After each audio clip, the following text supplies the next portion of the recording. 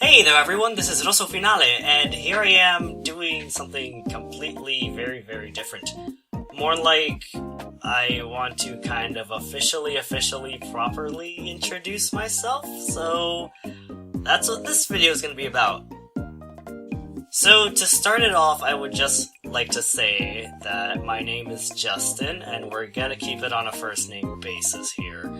And I'm currently 20 years old, about to be 21 in the next 2 months, so looking forward to that at the time of this recording, obviously.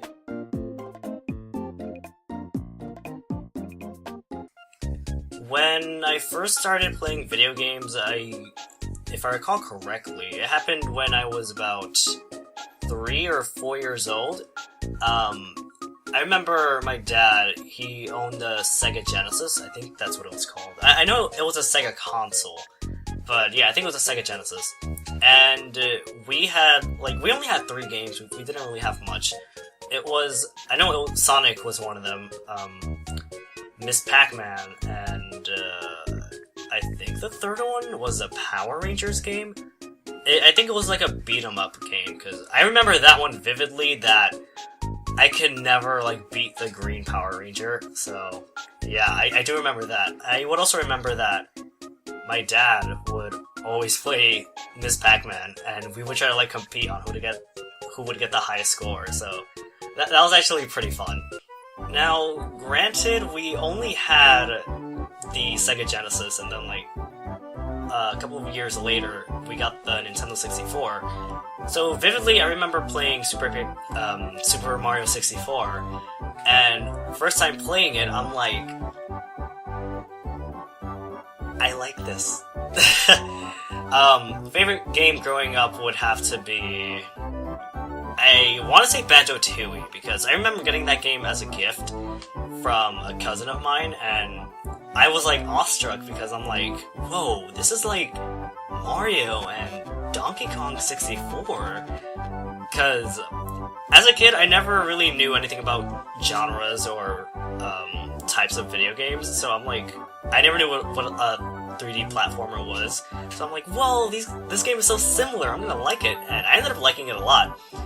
And as a kid, I never knew about the whole concept of prequels and sequels. So when I found out about Banjo-Kazooie, I literally, tried scavenging my entire neighborhood for all their game stores. And I'm like, do you guys have Banjo-Kazooie? Banjo-Kazooie? Kazooie?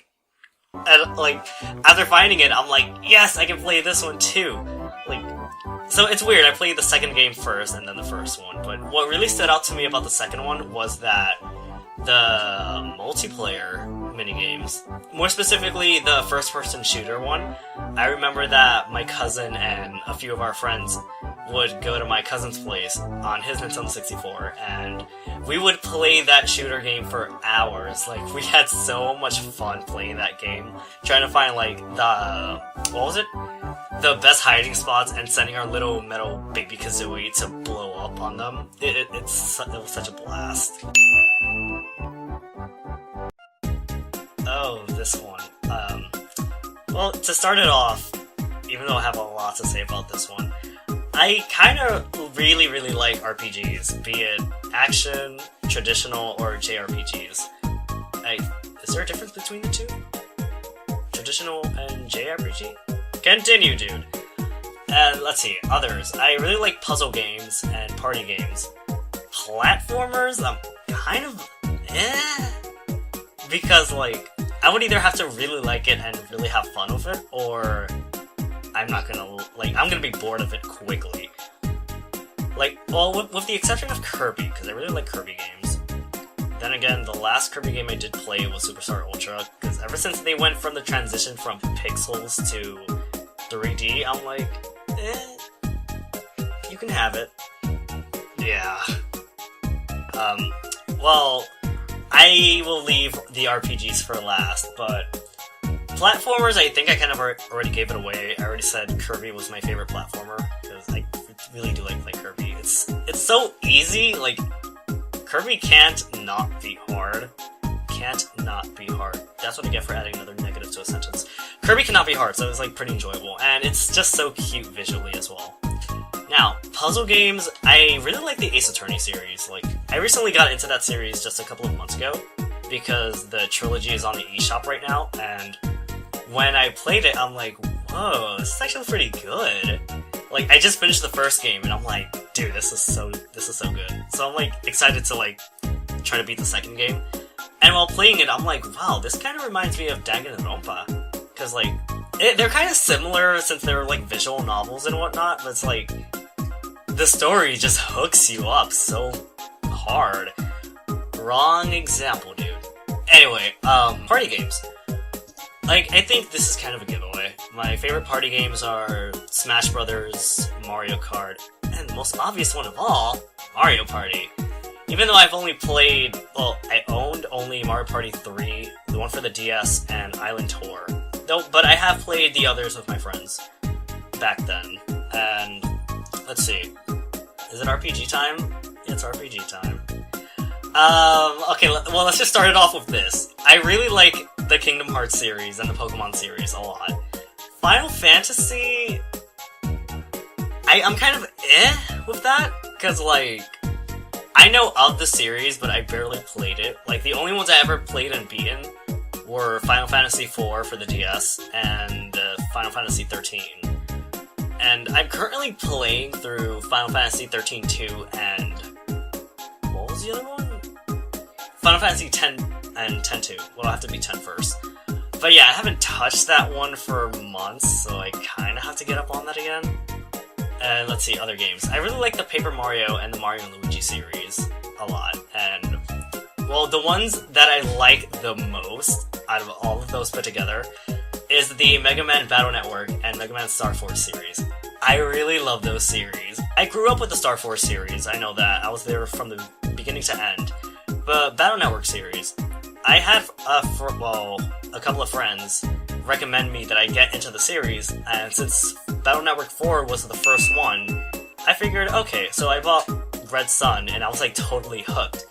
I was mainly hooked because Battle Network was kind of the first RPG that I ever played and took interest in, and it was also the first Mega Man game I ever played, so Battle Network 4 has a really special place in my heart. Yeah, I know people are gonna say, well, Battle Network 4 was the worst one in the series, but I can't agree with that, because by default, I kinda like it since it was the first one that I ever played. So, I'm kinda glad with Red Sun. Okay, this is kind of an embarrassing question. It's a little sweet, but it's kind of embarrassing, and it depends on your definition of sweet. But, RossoFinale.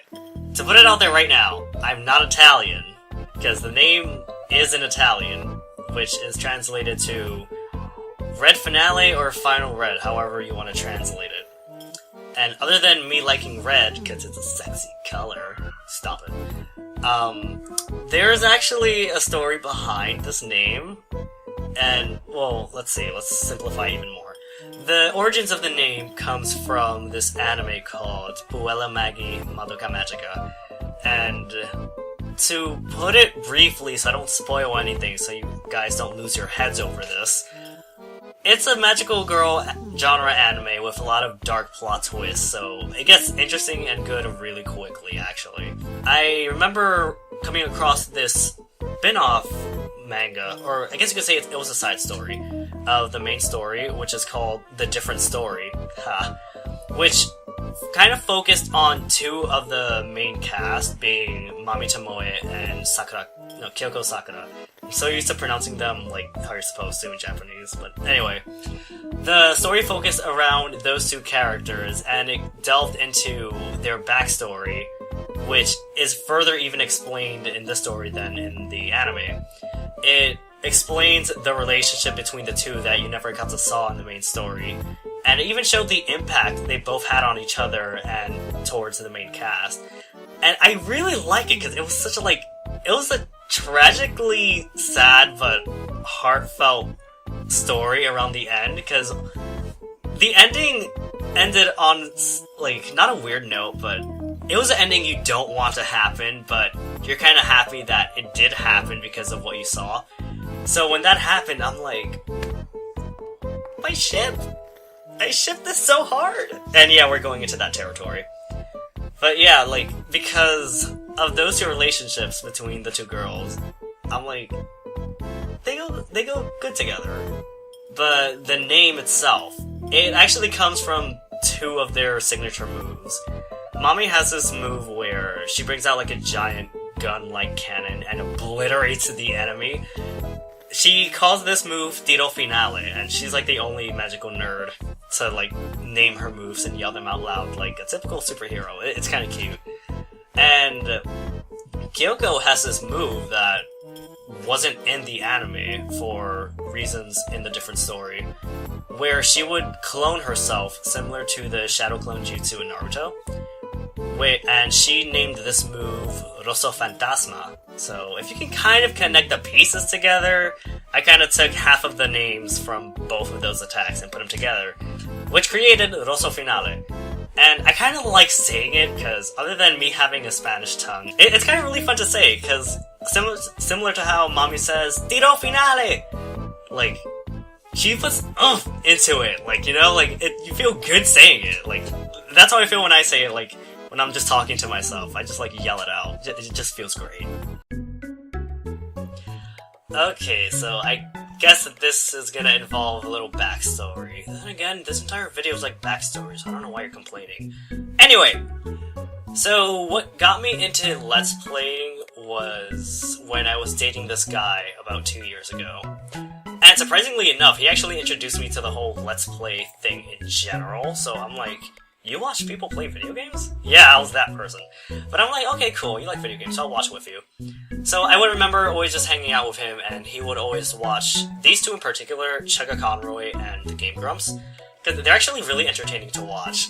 So yeah, he kind of introduced me to those two. And jokingly, one day he was like, dude, let's make our own Let's Play. And I'm like, I don't know how to do that, but we can try. So we kind of tried gathering what we needed, but all we had to go off by was my 3DS and an iPhone recording. And it was terrible. I'll admit, it was really bad. Because, sadly enough, when I was thinking of writing this question, and my gosh, sunlight. When I was thinking this, when I was writing this question and thinking about the answer, I thought to myself, wait, we have like 1 or 2 videos floating around the internet on YouTube somewhere. I think I could find those videos. Sadly enough, I actually found it, and I've got to say, it is very, very terribly done.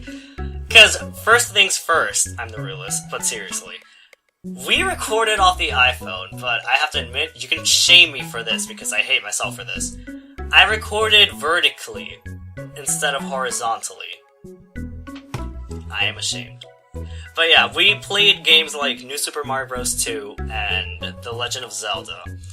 And after a while, I was like, yeah, this is not working. Well, that and because he was raging a lot and kind of didn't know what to do, so I'm like, no. Yeah, I'm reading you right now if you're watching this. But anyway, a couple of months later, I remember getting back into Pokemon again because I used to play competitively, now I kind of don't, but I do it like every now and then. So I would always like watch Shady Penguin and Shofu's Wi-Fi battles, and I'm like, whoa, they're pretty good. And then I'm like, watching the actual video, I'm like, wait, I think I could do something like that. It shouldn't be that hard. So I said at the moment. So I started like gathering all the things that I needed to do a recording, and then fast forward a little bit later, if that's the correct term to use, I remember being very down in the dumps, like down to the point where it was kind of worrisome, and I'm kind of not going to talk about that because it's kind of dark, so not going to say that here, just know that something happened. And I'm like, I have to do something because I'm going to lose my mind if I don't do anything. So I'm like, okay, let me just play video games, get my mind off it. And it wasn't enough, so I started to just talk to myself while playing video games, and I'm like, okay, this kind of works, because I'm like kind of entertaining myself, like watching myself from a third-person view, watching myself play. It's weird to explain, but it actually worked. And then it just occurred to me, I'm like, wait, this is kind of like that Let's Play thing. except, you know, without the actual stuff to record and whatever. So that's when I thought, wait, I can actually do this then. So that's kind of how it happened. Okay, gonna be completely honest here. I know there's a typical, I do it for the fans because I want them to make them feel good and laugh and whatever. And I know, that is like such a sincere response to people, I know that. But other than that reason and playing the actual games, my favorite thing about Let's Play videos is actually putting the videos together, honestly.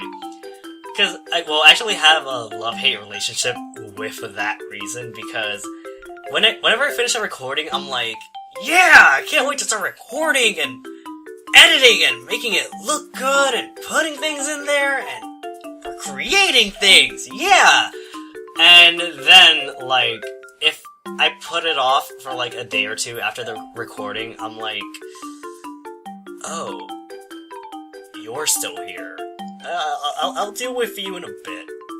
But yeah, like, but I know, like, after a while, once I start recording, I'm gonna, like, enjoy it again, but I really like that, because it just gives a sense of, like, creativity that you can just do whatever to it, and it's stuff that you made, so after putting it together, exporting it, and uploading it, you really do get, like, a sense of accomplishment, like, I did this, I like this, I did that.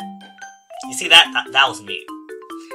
But yeah, because after knowing how, like, videos and things work behind the scenes, whenever I would, like, watch a show, or a movie, or even a commercial, or just someone on YouTube, I know watching the video is fun, but to me, it's like, how long did it take to make that? Or what was their, like, thought process to do the entire thing? And just that kind of thing, I find really interesting, because I don't know, it's just the getting all the pieces and piling them up and making whatever you want with it. I really like stuff like that. Now, this is kind of an interesting question, because I had that thought starting off, and I'm like, it was such an on and off thing, because I was actually torn to what I should do. Now, before I started doing the whole Let's Play thing, I kind of, like, hinted towards my friends, hey, I'm gonna, like, play a Zelda game. And they were like, oh, cool, whatever, okay. But, like, I never actually, like, gave out which game I was doing. So, at the time, there was a game coming out, which was Hyrule Warriors. So, I was gonna make that game to do as my first Let's Play. And I had the mindset thinking, oh, I'm gonna play this game that just came out, so I can be one of the first few people on YouTube to play it, and I'll be known for that and stuff. And then the self-doubt started caving into my head, because then I realized, wait, I don't know anything about the Dynasty Warriors series, let alone this game, so I don't know the flow of how this game works, or the pacing, so I'm like, no. So then I realized, okay, I have a choice. Either I destroy myself and try it, or I do a game that I know, that I've played, and that I enjoy, or will enjoy, rather. So, instead of Hyrule Warriors, I actually settled down with Yoshi's Island. And I've got to say, Yoshi's Island, like, I do love playing that, because it was a game I played as a kid as well. But I play the GBA version, because it's on the eShop. But looking back at it now, it's so bad. Well, then again, like, this was totally unintentional, because this was actually me trying to, like, figure out this whole Let's Play thing, and recording and whatnot. But yeah, it is bad. Like, it has, like, that amateur feel to it, especially, like, the first 3 videos. I know that for sure. Like, looking back to that, and to the things I do now, there is some major improvement in that. Like, the only reason why I'm considering not redoing Yoshi's Island and keeping it the way that it is now, because it shows a sense of growth. And whenever I would watch someone on YouTube, I do like seeing that. Like, I would go back to their, like, first video, and then see how they are now, and I'm like, wow, you did good. So yeah, Yoshi's Island being my first Let's Play, I don't think I can ever regret it. I really do like playing that, and that, since that one was my first Let's Play. And plus, it's a platformer. You can never go wrong with platformers, even though I kind of talked trash about it a couple of minutes ago. Insert very cliche answer right here. Yeah. No, but there is something I do want to say, which is kind of cliche if you think about it. Do what you like doing, and never stop doing that. I know it's very cliche, and I sound very bored saying it, but those words actually hold a lot of truth to it.